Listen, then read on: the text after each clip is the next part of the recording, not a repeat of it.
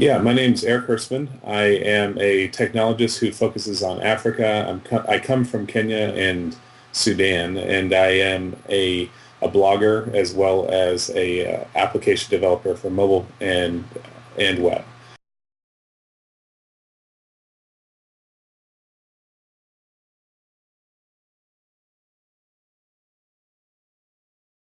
There's technologists in the West and there's technologists in Africa, but many times they don't talk to each other.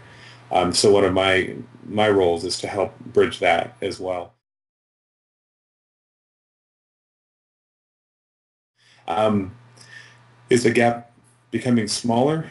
Yeah, I think so. I think it is more because there's more interest in Africa these days, and also because the internet, just by itself being a communications medium, has allowed both Africans and the technologists in the West to communicate with each other in ways that weren't quite as easy to do just a couple of decades ago.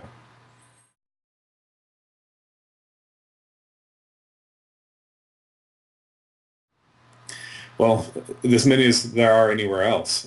So technology is ambivalent to what the culture is. It's what the culture is willing to put up with as far as what the community can do with it.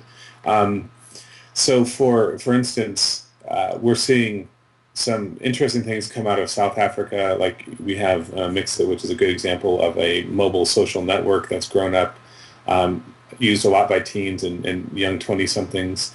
And that is actually being used in places like Eastern Europe as well now.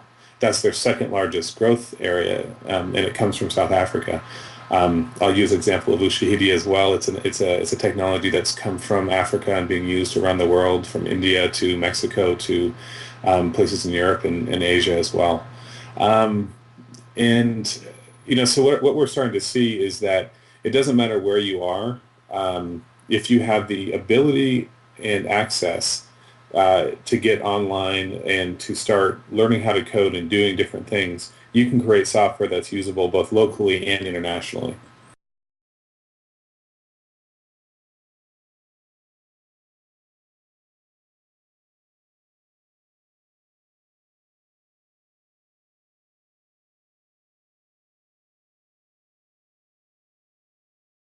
What new media does more than anything else is that it shakes up the status quo.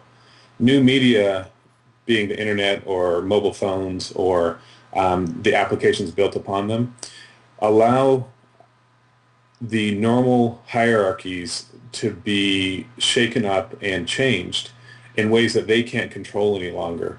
And so that allows a certain amount of transparency to happen that can be both good and bad, but by and large, I think we all agree that that the indicators are that it's good.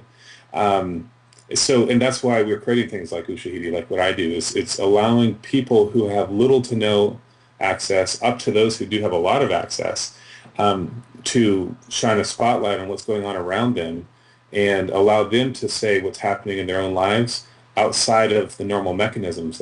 That's what the internet and new media allow us to do, which is bypass the intermediaries that were there before that filtered what was said and done.